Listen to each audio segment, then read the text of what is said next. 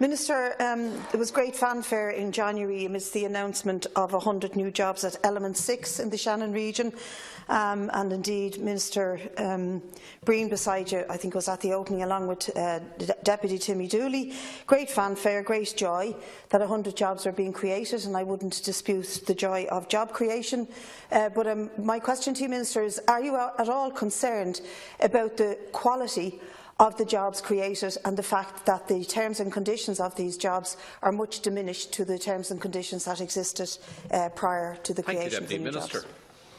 The news that the company in question has committed to an additional investment and an increase by 100 in its workforce is a very welcome development for County Clare and the wider region.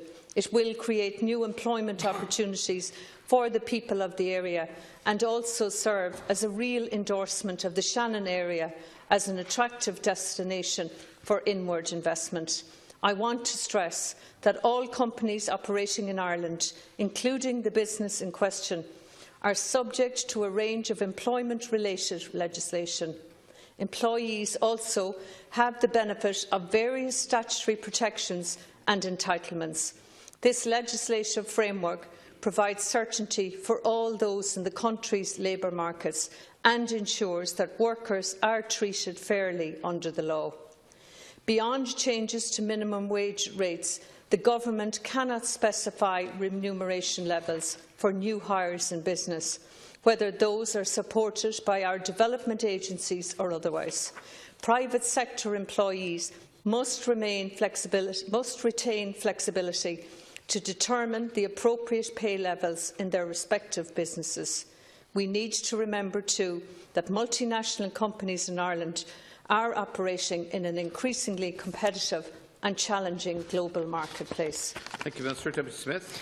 Well, I would like to point out, Minister, that surrounding the fanfare is also the reality of workers' lives. Now, it's a long way from Clare to here, and indeed it's a long way from Clare to Dublin South Central.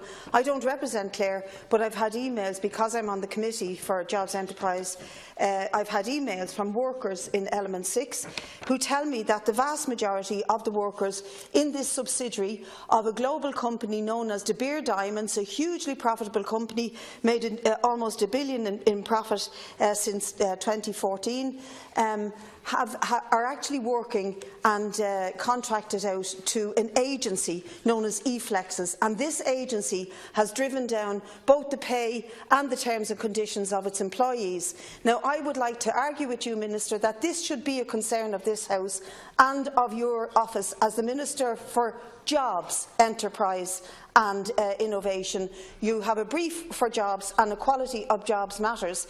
So on the one hand, it is wonderful that we can celebrate the announcement of new jobs in Clare and elsewhere, but on the other hand, we do have to take in the human cost to the people who work there.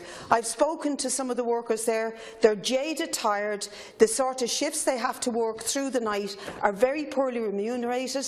They get very little notice of the rotas that they're on, and this is a very antisocial, anti-family way of conducting employment. Thank you, Deputy. And it's an increasing means of conducting employment, particularly with the multinational companies that we're so grateful to have in this country. Minister. Okay. First of all, I really need to state very clearly that many of the 100 new jobs are senior positions. They're engineers, the supply chain, process and improving engineers. That's who's working there, and they're paid the market rate. So they're not paid below the market rate. In 2009, that company did have to restructure and it nearly closed down. However, as I said, these 100 jobs that were announced in the recent past are very well paid at very senior positions. And I'd also like to state that many of the employees are on contract basis.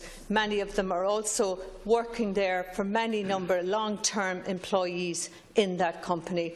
So the new jobs have the same terms and conditions, starting terms are exactly the same as the people that are there already. Obviously, those on a long-term service are paid some more.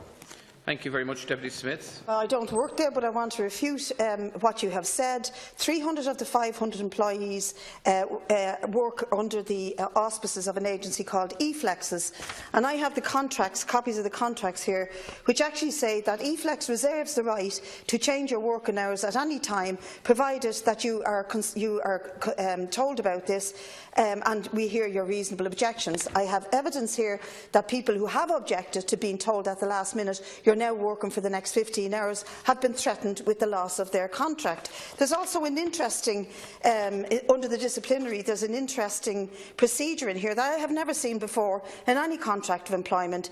If you are subject to a serious investigation of ill discipline, you may be suspended without pay pending the investigation. So Noreen O'Sullivan, should she be suspended, will be delighted that she'll be suspended with pay, because that's in the contract of most employees in the country. It's the opposite in this contract. So I want to argue there are serious breaches of work decency and lifestyle decency within these type of new jobs that we are celebrating, and that it is your brief, Minister, as the Minister for Jobs, to examine and have a watch over what is happening in the employment arena in this country. Minister.